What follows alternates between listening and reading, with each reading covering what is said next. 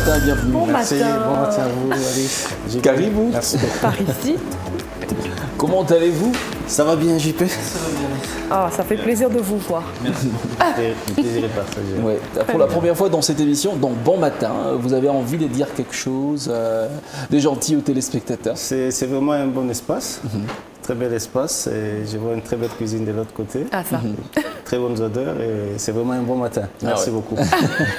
Bon matin à tous les téléspectateurs. Très bien. Alors, vous êtes un expert en agro-business, ça veut dire quoi déjà? L'agrobusiness, c'est voir l'agriculture autrement. C'est-à-dire, on a eu le temps avec notre culture de faire l'agriculture sédentaire, de la manière dont nos grands-parents nous ont appris, et aller au champ avec une petite houe et juste gagner quelque chose, de sorte à tenir les deux bouts de l'année, et avoir 4 ou 5 sacs de maïs dans sa case. Et puis, bon, on tient comme ça, c'était juste pour survivre.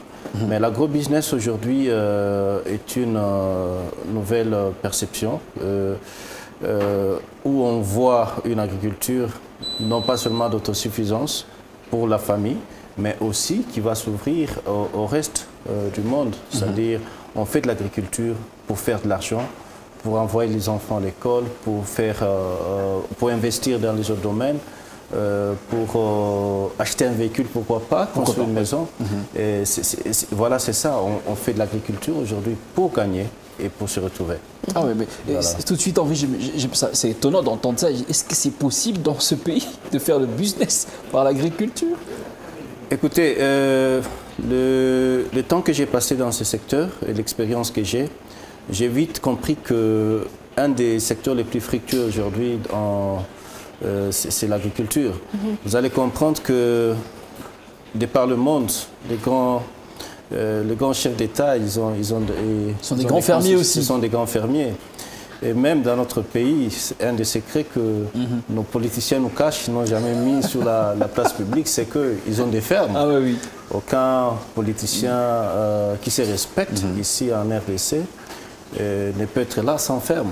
Ils finissent leur week-end à la ferme. Oui. C'est pour vous dire que l'argent qu'ils gagnent, ce n'est pas l'argent qui vient de politique. Exclusivement de la politique. C'est l'argent qui vient de la terre. Et c'est comme ça que le peuple aussi, la population doit se réveiller et comprendre que la meilleure activité que même Dieu nous a appris, c'est cultiver la terre. Alors, il y a beaucoup de gains en cultivant la terre, il n'y a pas beaucoup de gains en creusant la terre. Les mines, on creuse la terre, on extrait ce qu'il y a de la terre. Mais lorsqu'on y cultive, on produit quelque chose qui est profitable à tout le monde. Je pense que l'agriculture, il faut comprendre aujourd'hui que c'est un des aspects, une activité qui est très, très lucrative et dans laquelle on ne peut pas perdre facilement. Bien, alors avant de prendre la question de Alice, moi je voudrais vous proposer de faire un état des lieux dans notre pays, par exemple, puisque notre pays nous concerne, une nation qui dispose d'un potentiel agricole considérable, avec près de 10 millions d'hectares de terres arables, dont seuls 3% sont exploités, 3% seulement. 3%, oui. C'est véritablement étonnant. Et les 97 ou les 97% occupés par des folles herbes et arbustes. Pourquoi cet état de choses? Je pense que le Congo, c'est un paradis. C'est un paradis, lorsque je le parcours, même en le survolant, on comprend qu'il a beaucoup de potentiel et que nous avons malheureusement un peuple qui est encore en train de dormir. Vous avez bien donné le chiffre, 3% seulement des terres arables sont cultivées. Mais écoutez, si vous regardez par rapport à la superficie de la RDC, combien de terres, en termes de pourcentage, quelle superficie est occupée par la population, ce n'est pas 3%. Non. Vous allez comprendre qu'on a déjà occupé quand même ce pays. Il est au-delà de 3%. Malheureusement, je n'ai pas les chiffres en tête.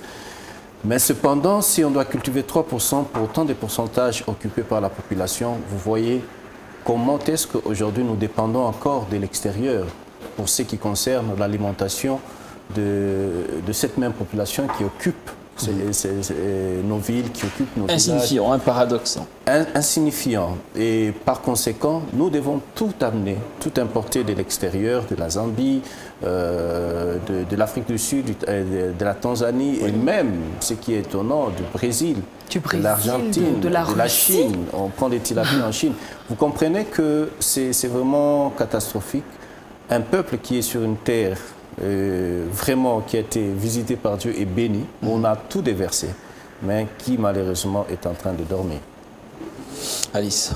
Bah, écoutez, moi, je suis aussi sidérée que vous tous, mais bon, c'est vrai qu'il faut qu'aujourd'hui on se retourne vers la terre. Tout à fait.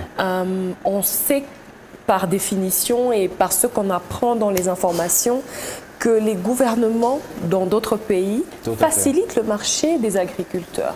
C'est-à-dire ils peuvent soit racheter la production, soit vraiment mettre en place une politique agricole pour que les agriculteurs soient facilités dans l'écoulement, n'est-ce pas, de leur production. Et bon, le nôtre, on le sait, a organisé des programmes de distribution de semences, ça on l'a vu, et déjà c'est déjà un très bon pas. Mais est-ce qu'on ne peut pas faire mieux que ça, hein? Par exemple avec le réseau des routes. Quel est votre ressenti? Est-ce qu'on ne peut pas faire mieux? Le gouvernement ne peut-il pas faire mieux aujourd'hui? Écoutez, je pense que le gouvernement est en train aussi de commencer une nouvelle activité qui était jadis négligée, c'est-à-dire accompagner les agriculteurs. Et cela n'est pas encore généralisé sur toute l'étendue de la République. Nous avons aujourd'hui 26 provinces. Et sur les 26 provinces, toutes les provinces ne sont pas encore bien organisées sur leur politique agricole. Seules quelques provinces ont commencé cette activité. J'ai lu quand même le discours du chef de l'État sur la relance du programme agricole au niveau national qu'il a adressé à la population récemment. Et c'est déjà un pas, mais nous avons besoin du concret. Et le concret, c'est qu'aujourd'hui, il y a beaucoup de challenges à relever. Premièrement, il faudra aller cultiver la terre, produire les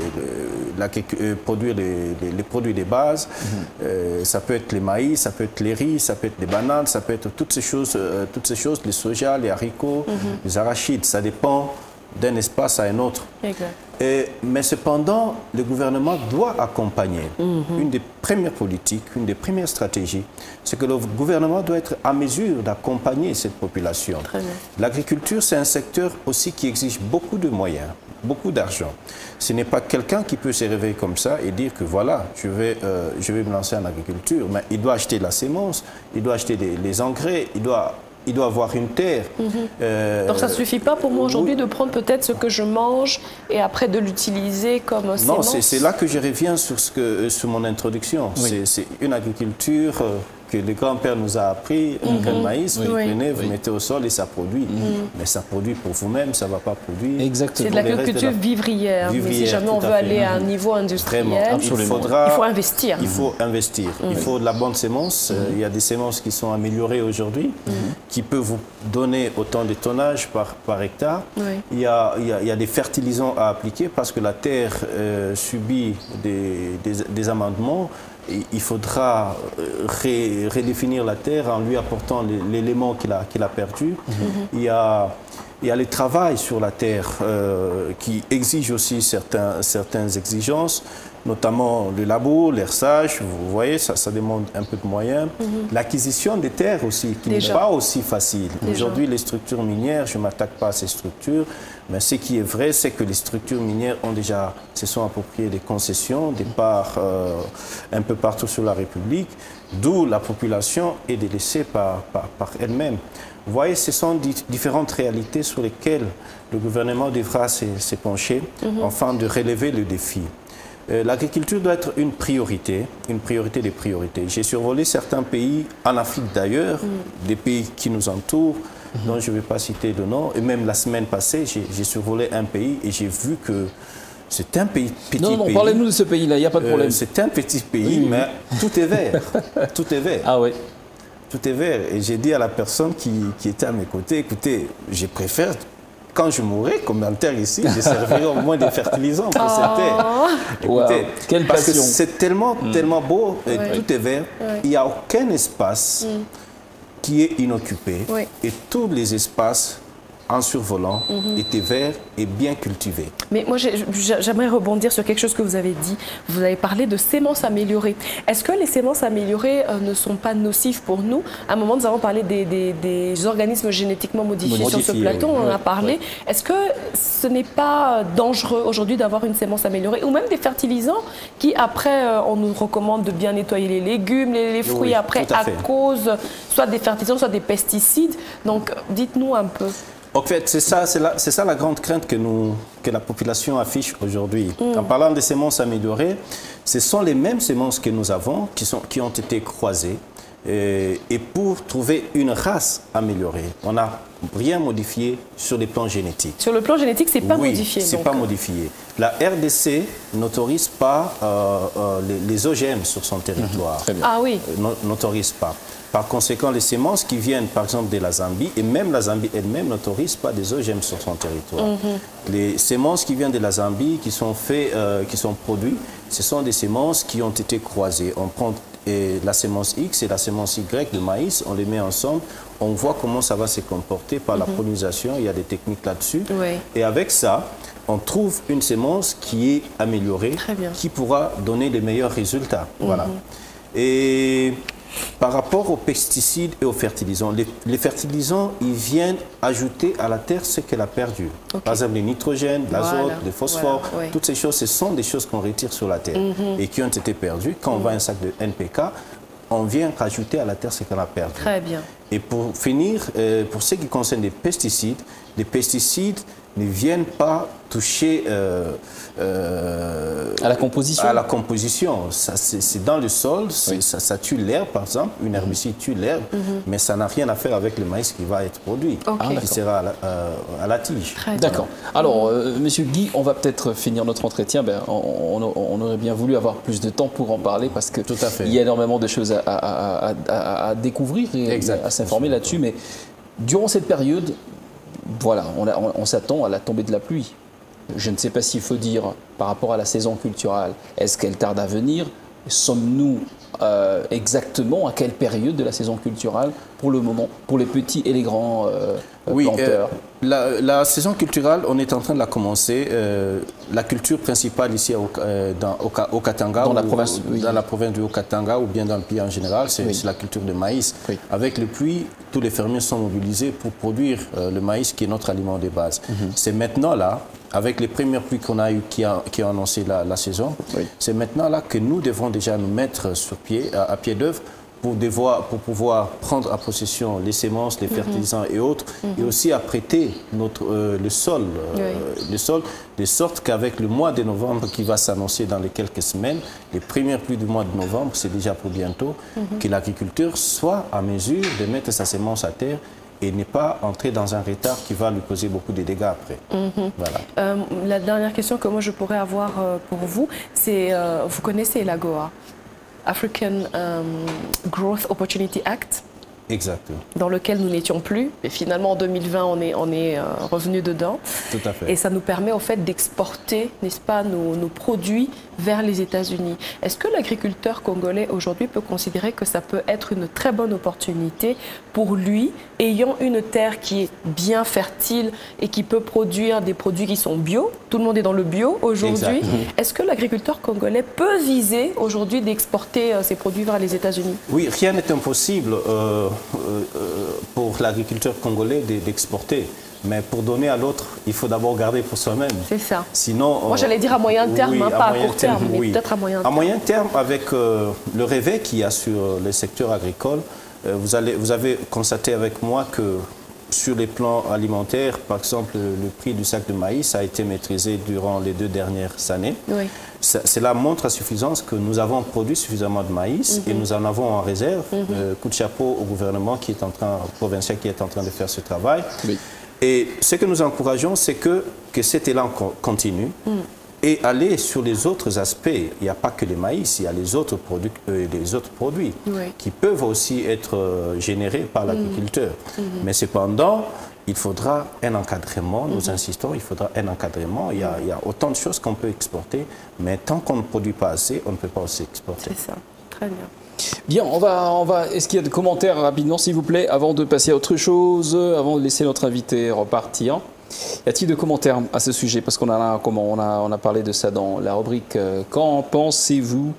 Et puis, bon, je pense qu'il y a aussi des commentaires sur Facebook, peut-être. On va commencer rapidement avec quelques commentaires sur notre numéro WhatsApp. Après, vous allez réagir. Ici, c'est Pierrot Nyang qui nous écrit. Il dit: au Congo, les agriculteurs sont nombreux. Ils produisent, mais ne savent pas comment évacuer leur production. Pour résoudre, il fallait que l'État congolais réhabilite les routes, les dessertes agricoles. Alice l'a dit tout à l'heure. Oui, justement. Est-ce que ça fait partie des résolutions dans le Forum national dernier?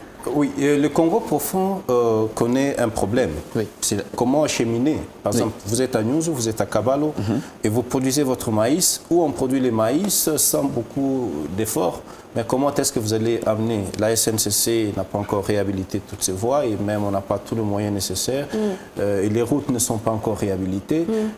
Comment est-ce qu'on va ramener ça? C'est le challenge. Ça, ce n'est pas à l'agriculteur congolais d'aller faire la route. Oui. C'est à l'État congolais, c'est la responsabilité de l'État congolais. Mais vous en avez parlé dans le Forum national, voilà, au moins.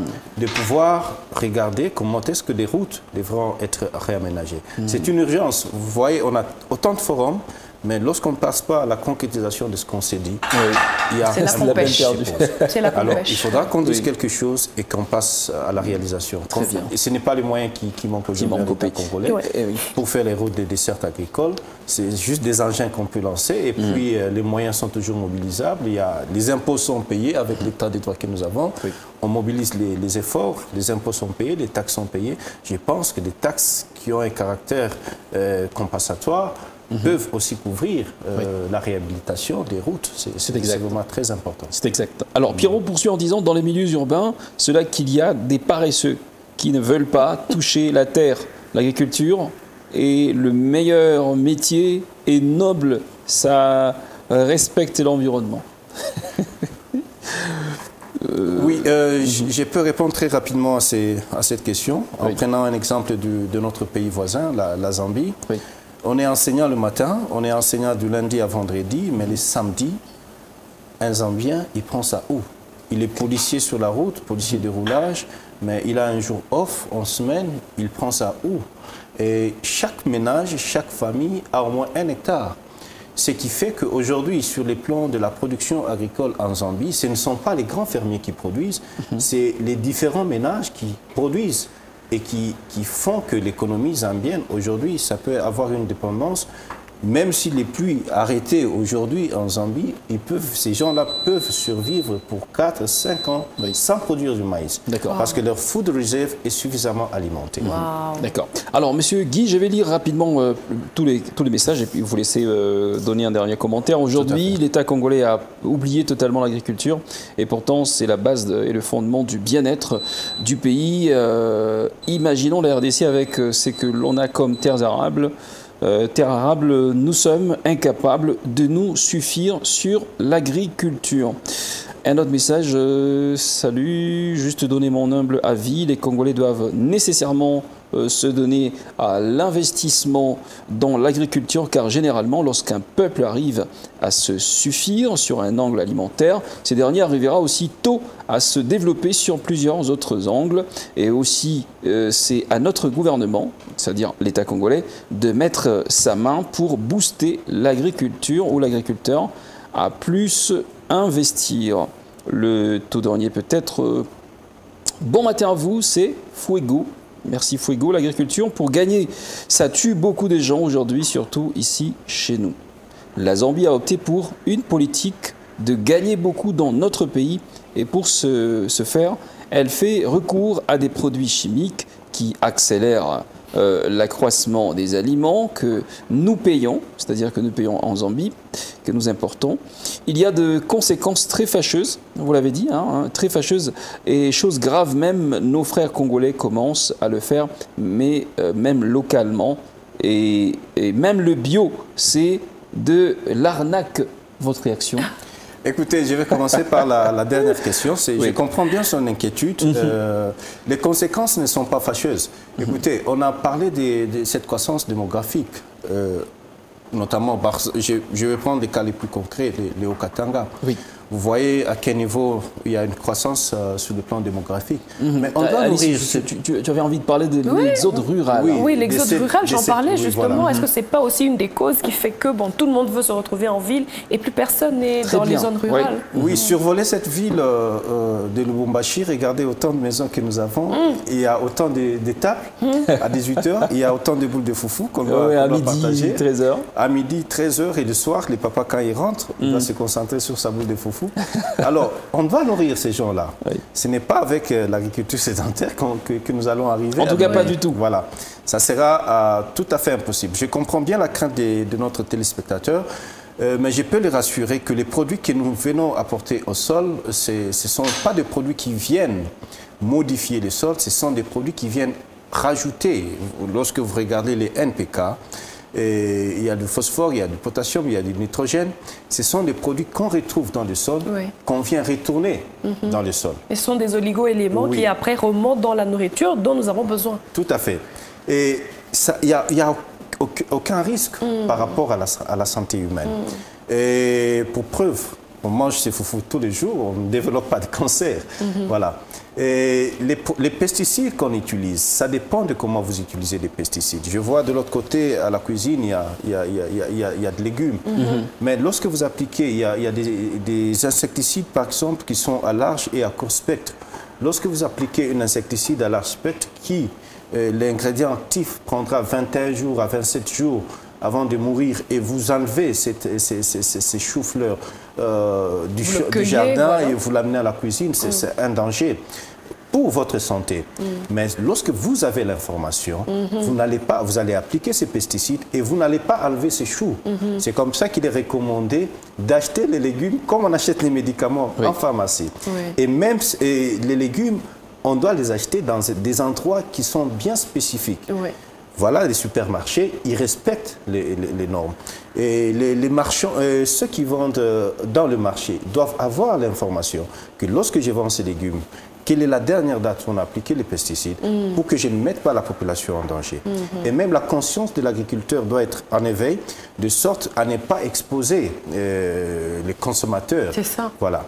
Il peut appliquer les pesticides aujourd'hui et une semaine après, il enlève. Mais ça a des ingrédients actifs. Cet ingrédient va continuer à fonctionner dans le ventre et ça sera cancérigène. Voilà. C'est l'information qui manque et c'est ça qu'il faut. On a besoin d'une éducation par rapport à ça, à la population, qu'elle se saisisse de toutes ces informations, être sûr que voilà, mon légume, je dois l'acheter dans un lieu très sûr. Est-ce que la maman qui vend les légumes a respecté les conditions? Est-ce que les messieurs qui vont au supermarché a respecté les conditions? Voilà comment est-ce qu'on peut se mettre à l'abri de certains dangers.